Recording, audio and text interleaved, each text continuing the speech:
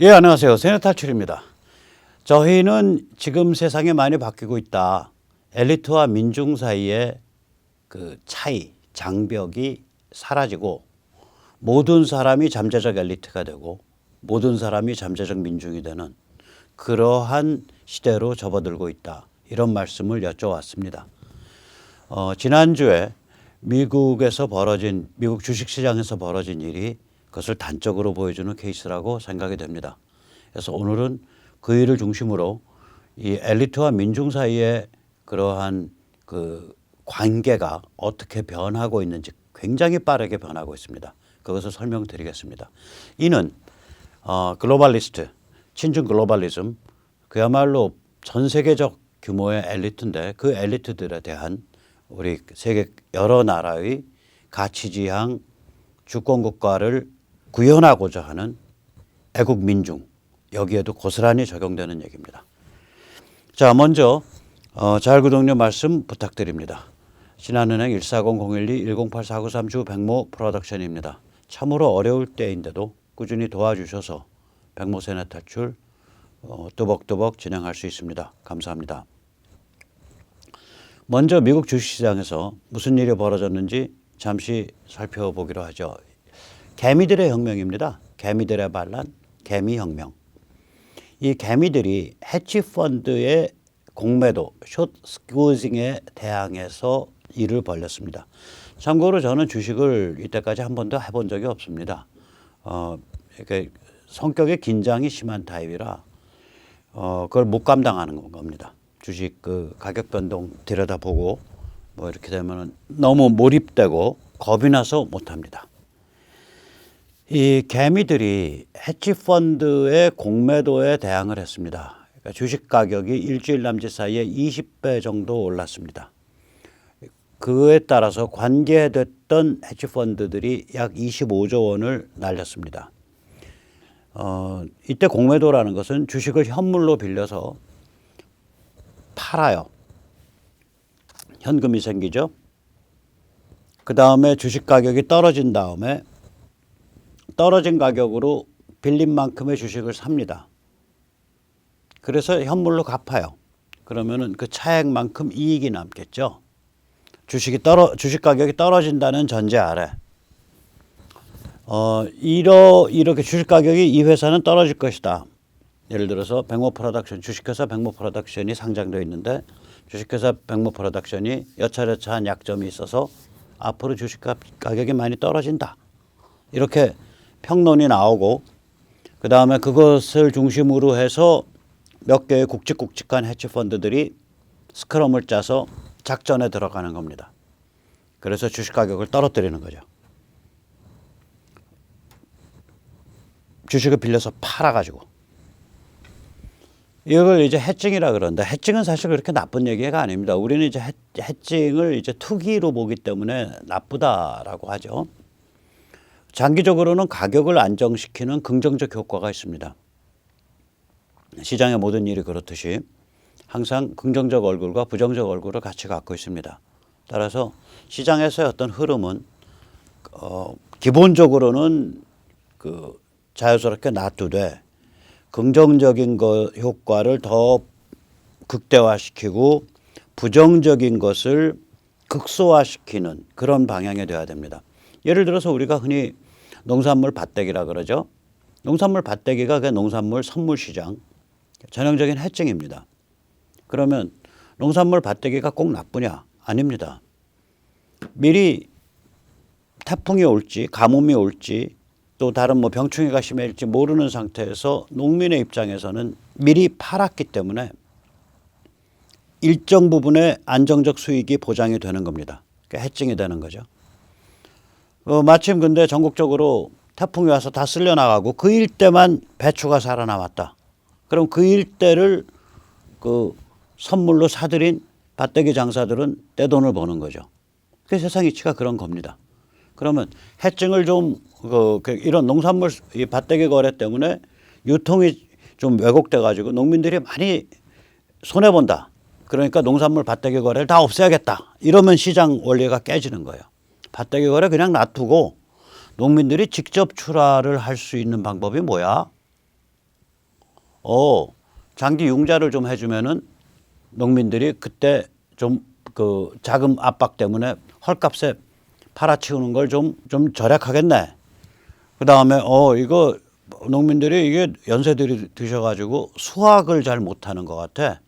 그러면 그때 계절 노동자들을 이렇게 그 잘 이동할 수 있도록 도와주면 되겠네.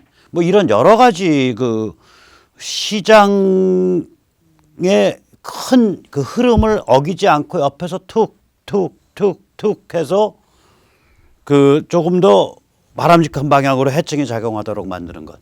그것이 중요한 거죠. 이렇게 시장의 큰 흐름을 두고 그것을 옆에서 툭툭툭툭 해서 그 흐름이 제대로 흘러가게 하는 것을 제대로 한 대통령이 우남이 승만과 박정희입니다. 그분들은 시장을 완전히 닫아 걸어가지고 망가뜨린 적이 없어요. 시장을 닫아 걸어서 망가뜨리는 방식, 그건 문재인 586이 하는 거고요. 그래서 지금 부동산이 좀 난리가 난 거죠. 자, 이 개미들이 어떤 관점에서 이 해칭을 했냐? 이 회사는 어떤 회사냐면 좀 이렇게 최근 들어서 경영의 어려움을 많이 겪고 있는 상장사예요. 그러니까 이 상장사는 이름이 게임스탑. 그러니까 비디오 게임 혹은 뭐 게임기 그다음에 무슨 그 뭐 거기에 하는 무슨 뭐 이 액세서리들 뭐 이런 것들을 파는 오프라인 체인샵입니다. 물론 여기에 이제 최근 들어서 많이 어려움을 겪는 이유가 이제 그 모든 상당히 많은 게임들이 온라인으로 옮겨가 버리니까 게임의 배포 과정이 오프라인 게임샵을 빌지를 않죠. 옛날에 뭐 이름은 아시겠지만 예를 들어서 소니 플레이스테이션 이런 거 누가 써요? 요새 별로 많이 안 쓰죠. 닌텐도 게임기 별로 안 쓰죠. 근데 그러니까 이제 쭉 경영이 좀 어려워졌었고 최근에 이 회사가 스마트폰 유통업에 뛰어들라 그러다가 대규모 손실을 봤어요. 그러니까 헤지펀드 회사들이 나서가지고 회사를 이제 망가뜨리려고 이제 마음을 먹은 거죠. 망가뜨려서 이제 인수를 하든지 뭐 이렇게 하겠죠. 그래서 이거를 이제 공매도를 한 거예요. 주식을 사갖고 현물로 빌려서 팔아요. 그럼 주식 가격이 떨어지죠. 그걸 옆에서 저 회사 나빠, 저 회사 나빠 계속 평론가들이 떠들면 점점 더 떨어지죠. 그러니까 한 2주 동안 떨어진 다음에 떨어진 가격으로 사서 내가 주식 처음에 빌릴 때 100만 주였으면 100만 주 갚아버리고 나면 100만 주만 사고 처음에 팔 때는 뭐 $20에 팔았어요. 살 때는 $10에 한 거예요. 그러면 절반 가격이면 샀잖아요. 그러면 $10,000만 번 거죠. 100만 주를 다뤘으면 한 2주 만에. 그게 이제 헤지펀드 회사가 하는 방식인데 그것에 대해서 개미들이 그걸 역작업을 들어간 거예요. 뭐냐면은 헤지펀드 회사가 게임스탑에 대해서 공매도를 해가지고 주가 폭락을 유도하고 있다 하니까 오히려 달라붙어 가지고 게임스탑의 주가를 올려버린 거예요. 그럼 이 사람들은 2주 주식 100만 주 하고 나서 하겠다 그랬는데 생각해 보세요. 한 주당 예를 들어 $20였던 게 갑자기 $400이 됐어요. 그럼 이 사람들이 100만 주 빌렸으면 $4억 들어가는 거 아니에요. 빌리기는 그때 주식 100만 주 빌려서 팔았을 땐 $2,000만 받았는데 그럼 이 사람들은 앉은 자리에서 $3억 8천만 손해본 거예요. 그런 식으로 아주 곤경에 몰아넣은 거예요. 헤지펀드를. 한번 보시죠. 직접. 여기서 이제 인터뷰를 하는 젊은 그 여성이 우리가 뭉치면 범털보다 세다. 이 회사 주식, 이 회사 실제 가치 뭐 높지 않은 거 우리도 안다. 그런데 목표는 이 회사의 실제 가치가 문제가 아니라 주식의 실제 가치가 문제가 아니라 목표는 우리가 모인 힘이 헤지펀드의 힘을 능가하는 게 목표였다. 이런 말을 해요. 한번 직접 들어보시죠. I think us regular average, Janes and Joes are struggling in COVID-19. And I think this is a way to show that, look, we can't survive. So in response, we're going to figure out ways for us to actually make profits in 2019 like a lot of other industries are. And we're tired. And I think this shows that if we take control as a collective, as a group, we have full buying power, just like the big cats upstairs. 그런 겁니다. 그러니까 이게 살벌한 거예요. 우리가 모이면은 쟤들보다 힘이 세다 이거예요. 처음 보여주는 사건입니다. 미국 주식시장에서 이런 일이 없었어요. 해치펀드를 순식간에 그냥 작사를 내버린 개미들의 연합전선이. 자, 한번 이 젊은이가 또 다른 말 하는지 한번 보시죠. Obviously, we all know that these stocks aren't the best stocks, but the whole point of this isn't necessarily evaluating these stocks based on, its inherent value, but to drive the price up to send a message. I don't care about the money at all. I could lose everything and I'd be so happy because I just love what's going on. 그러니까 예를 들면 아주 멀쩡하게 좋은 회사를 해치펀드가 박살내려 그래서 우리가 백기사로 뛰어들었다 이런 것도 아니에요. 이런 거 아닙니다. 그 회사 어려움 많이 겪고 있는 회사는 건 확실해요. 근데 해치펀드가 그거 흔들어 갖고 더 바닥을 치게 만들어서 뭐 이제 M&A 이제 작업하고 이런 거랑 이제 좀 관계가 있겠죠. 또 꼭 그런 일이 안 벌어지더라도 해치펀드 입장에서는 바닥 치면 아까도 말씀드렸듯이 100만 주 빌려 가지고 $20 주당 $20에서 2천만 달러를 현금을 확보를 해놓고 열흘 후에 그 주식 가격이 $5로 떨어지면 100만 주만 사면 되니까 $5 곱하기 100만 주 하면 $500만 집어넣어서 100만 주 사갖고 주식은 현물로 갚아버리고 자기는 앉아서 $1,500만 남아있는 거죠. 그런 게임이거든요. 해치펀드라는 게. 맨날 이런 짓 하는 애들이에요. 그걸 치고 돌아가서 역으로 그냥 수십억 달러죠.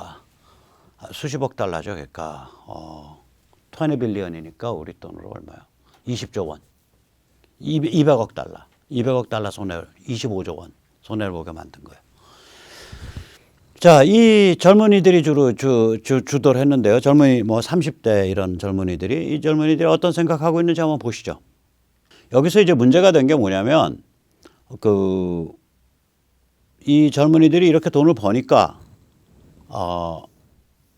주식 거래 어플이 있었을 거 아니에요. 우리는 이제 그 어플이 증권사별로 보통 있는데 얘들은 그게 통합 어플이 있는 모양이에요. 그 로빈후드라고. 이 통합 어플에서 주식을 그러니까 사는 기능을 닫아 걸어버린 거예요. 사면 자꾸 올라가니까 가격이. 해치펀드 손실액이 자꾸 커지니까 눈덩이처럼. 해치펀드는 처음에 빌릴 때 나 2주 후에 100만 주 갚아줄게 다시 돌려줄게 하고 주식을 빌린 거예요. 현물로 빌려서 현물로 갚는 조건이거든요. 2주 동안에 주식이 뭐 예를 들어서 지금 뭐 예를 들어 $20 하던 게 $400 한다 그러면 망하는 거 아니에요. 그거 좀 줄여보려고 로빈후드라는 대표적 주식 거래 어플이 주식을 사는 거를 기능을 닫아 걸었다고요. 거기에 대해서 이 젊은 투자자들이 뭐라고 하는지 한번 직접 들어보시죠. Now that we're capitalizing on it, it's crazy how the system is flawed and we are in the wrong. It makes no sense to me. I think Robinhood stopping investors from buying the stock is the biggest example of market manipulation. And I think go look at their app reviews. They're getting hounded right now. If they think Wall Street Bets should be investigated by the SEC, Robinhood should just as equally be investigated. The fact that they can pigeonhole and select stocks that we are not allowed to trade openly in the free market made by the people with our money is horrid and it makes no sense. 예, 이걸 이제 보면은 참 추악한 게 뭐냐면 해치펀드의 작업에 대해서 역작업 걸어가지고 해치펀드를 털어먹은 사건이거든요. 개미들이. 그러니까 빅머니가 손해를 본 거예요. 투자금융가들이. 그러니까 빅텍이 덤벼들었어요. 로빈후드가 자기 어플에서 이 문제가 된 게임스탑 회사의 주식을 더 이상 못 사게 기능을 닫아 걸어버렸어요. 그러니까 사람들이 구글 플레이 스토어에 로빈후드 어플에 대한 평에 이 뭐 같은 놈들 너 이런 나쁜 짓 하면 안 돼 하고 어플이 쫙 수만 개가 그 어플에 평이 악평이 수만 개가 순식간에 붙을 거 아니에요. 당연하죠. 그 어플 가지고 내가 살라 그러는데 당신은 살 수 없습니다 이러고 나오니까. 그러니까 구글이 뭐라고 했냐면 이러한 악플은 순간적으로 이렇게 증가되는 악플은 페이크다. 여론 조작이다. 이래가지고 악플을 수만 개를 날려버린 거예요. 구글이. 근데 구글이 날린 것만큼 더 쏟아지니까 구글도 나중에 포기를 해버렸어요. 자, 그럼 이게 어떤 관계죠? 거기다가 이제 CNN 같은 빅미디어는 나서가지고 아까 우리 그 젊은 투자자가 그런 얘기 하잖아요. 우리가 해치펀드의 논리를 가지고 해치펀드를 좀 말하자면 물을 먹이니까 갑자기 우리 보고만 나쁜 놈들이라 그런다. 천하역적, 시장 파괴 세력이라고 부른다. 이게 말이 되냐? 아까 젊은 그 투자자가 그런 말 하잖아요. 즉 다시 말하자면 여기서 우리가 그냥 드러나는 거예요. 월스트리트를 중심으로 한 빅머니와 구글, 그다음에 로빈후드 같은 빅텍과 CNN 같은 빅미디어가 고스란히 이 구조에서 드러나는 겁니다. 이게 글로벌리스트 핵심 진영이죠. 빅머니, 빅미디어, 빅텍. 우리가 빅3라 그랬던 거. 얘들이 결국 같은 이해관계를 걸고 있는 세력이다. 그리고 얘들의 옆구리 혹은 파트너로는 태평양 건너서 중국이 같이 작동하고 있다. 중국에 지금 물려있는 돈이 한두 푼이겠어요? 해치펀드 하나 작살나는데도 구글이 협조하고 로빈후드가 협조를 하는데 중국에 물려있는 정도의 이해관계가 작살나는 거 가지고는 눈에다가 불을 켜고 달려들어서 트럼프 날리고 막 날리고 바이든 같은 이상한 노인네 대통령으로 만들어 놓고 그런 일을 벌이는 거죠. 자, 그럼 우리가 이제 좀 원리를 좀 생각을 해봐야 돼요. 이게 처음 있는 일이거든요. 이 상징 작업 능력입니다.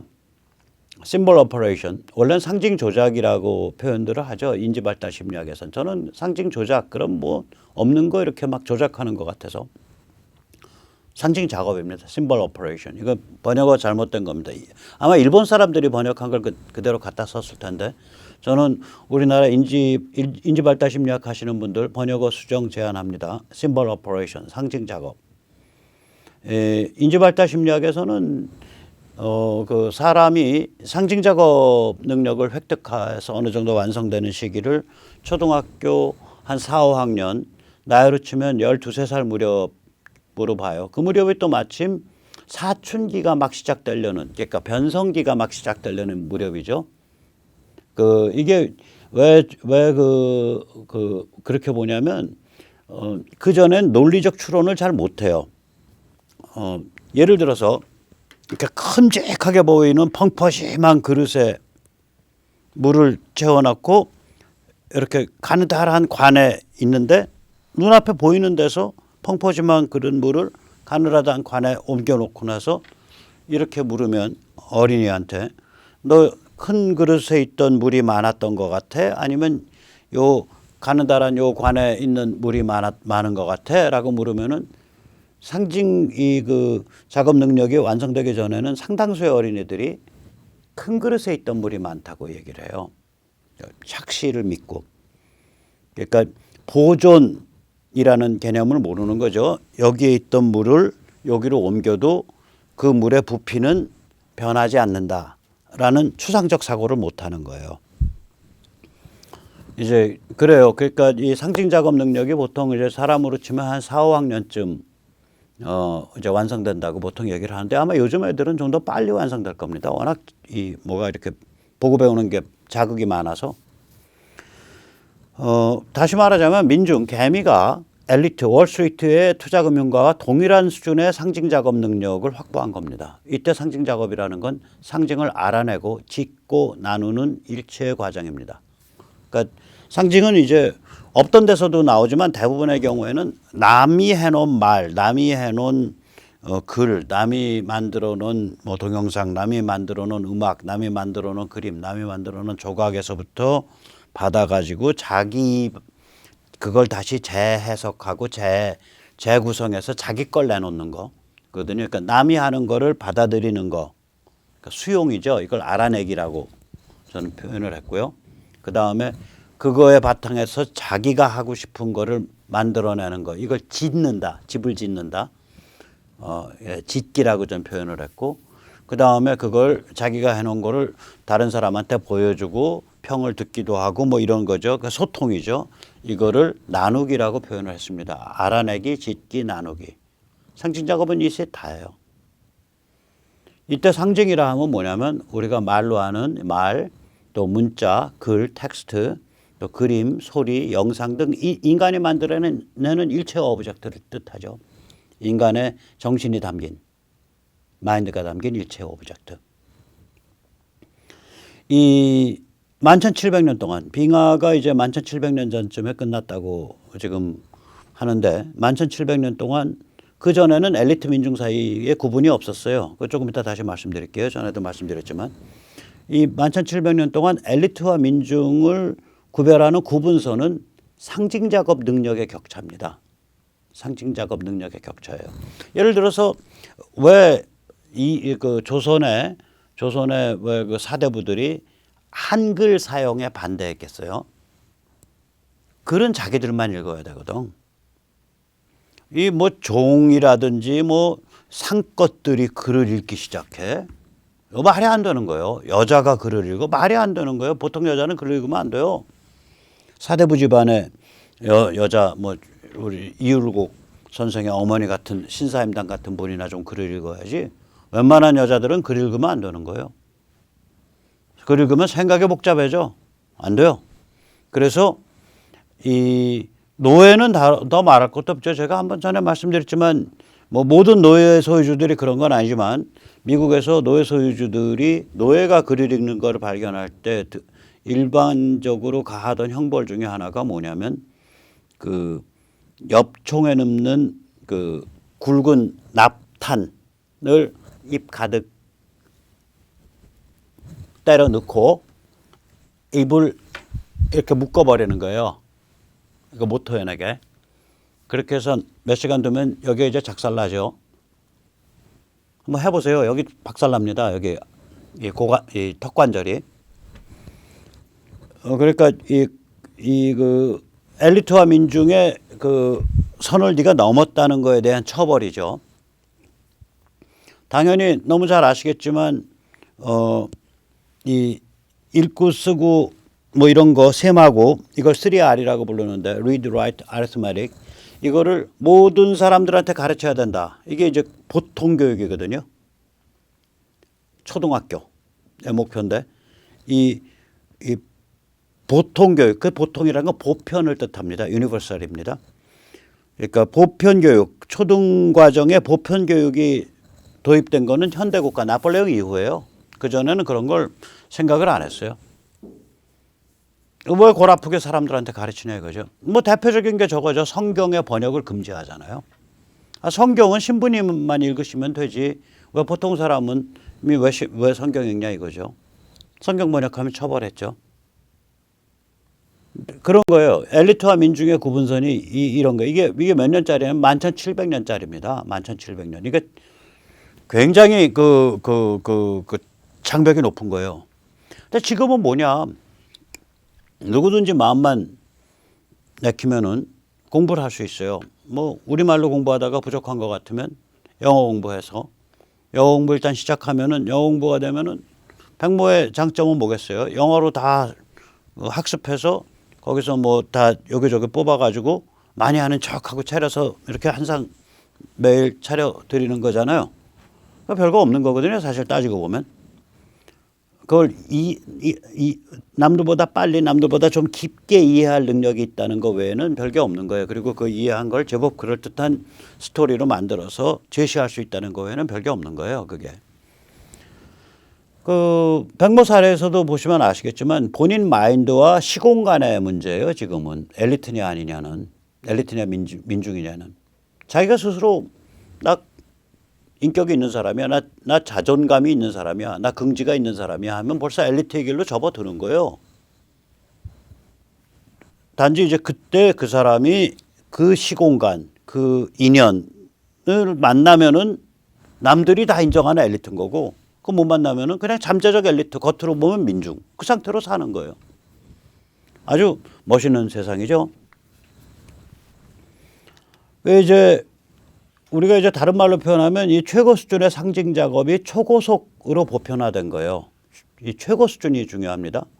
인간은 상징의 동물이니까 어차피 그게 낮은 수준이든 높은 수준이든 상징 작업을 다 하고 살아요. 근데 이제는 최고 수준인 거예요. 누구든지 공부하고 누구든지 맘만 먹으면은 누구든지 자기가 원하는 지식과 정보를 알아낼 수 있고, 그다음에 자기가 정신을 모으면 거기에 대해서 자기의 아이디어를 넣어서 그걸 새로운 형태로 지어낼 수 있고, 그리고 좀 정성 들이면은 뭐가 유튜브를 만든다든지 글을 좀 쓴다든지 해가지고 그걸 남한테 나눠줄 수 있다고요. 누구든지 전 세계 모든 지식과 정보에 대해서 전 세계 모든 사람을 대상으로 실시간으로 글과 그림과 동영상을 통해서 무시무시한 거죠. 무시무시한 거죠. 일단 11,700년 이전엔 빙하기입니다. 빙하기 때는 대개 한 50명에서 100명 정도의 그 규모의 무리를 지어서 살았어요. 그걸 이제 밴드라고 부르는데요. 사냥어로 채집으로 살았기 때문에 사냥어로 채집 밴드라고 부릅니다. 이때는 당연히 상징 작업에 장벽이 없죠. 엘리트와 민중 사이에 거대 격차가 없죠. 50명이 다 친인척인데 그중에 이제 성격이 활발하고 총명한 사람은 이제 좀 깊은 걸 하는 거고, 그걸 못 따라가는 사람은 그냥 옆에서 그걸 야 신기하네 신기하네 하고 보는 거지, 거기에 무슨 커다란 넘을 수 없는 장벽이 있는 게 아니죠. 신분상의 장벽이나 이런 게. 다 어울려서 사는 그러한 무리니까 당연히 없죠. 그런데 이제 이게 빙하가 끝나고 나서 11,700년 이후에 이게 무리와 무리가 급속하게 연결이 돼요. 왜냐면 무리의 숫자가 확 늘어나니까, 풍부해지니까 인구가 팽창하고, 인구가 팽창하면은 분가를 하게 되잖아요. 그럼 뭐 한 8촌쯤 건너뛰게 되면, 그러니까 4촌이면 할아버지가 같은 거고요. 6촌이면 증조 할아버지가 같은 거고, 8촌이면 고조 할아버지가 같은 겁니다. 그러면 이제 8촌을 건너뛰게 되면 어떻게 돼요? 고조 할아버지가 같으면. 그러면 이게 인구가 확 불어나가지고 막 수천 명이 연결되는 수가 있어요. 이게 이 그룹이 수천 명이 연결되겠죠.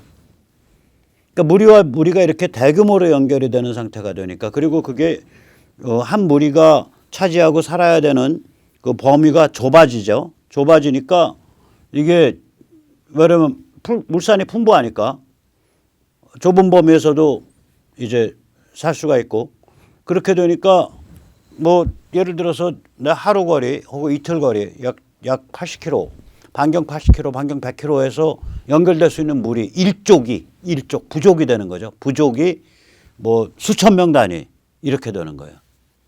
그러면서 이제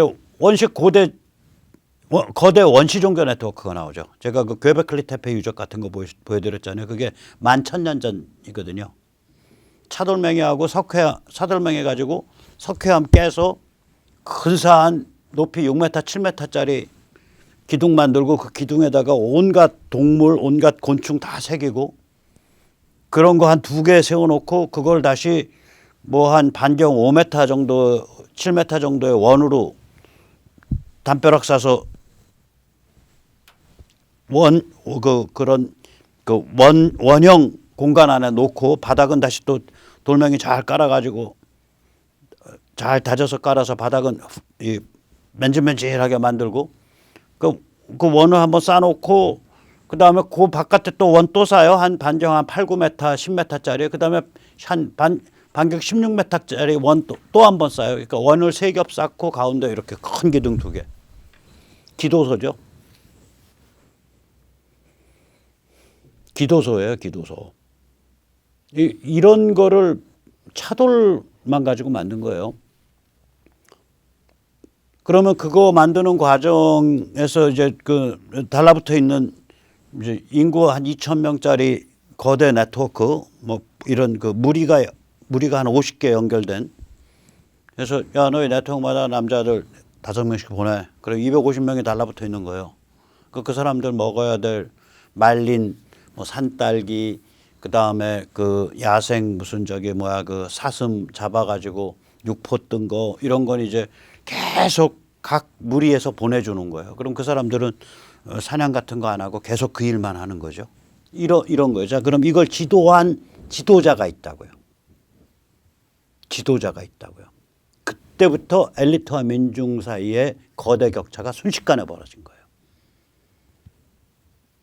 그럼 농경과 고대 문명은 아주 이제 그 괴기스럽게 멀어지는 거죠. 거기서 이제 하나 더 나가서 농경 시작되고 고대 문명 본격화되면 이집트, 중국 아즈텍 이런 것. 그러는 와중에 표음 문자가 시작이 되죠. 고대 문명 나오기 직전에.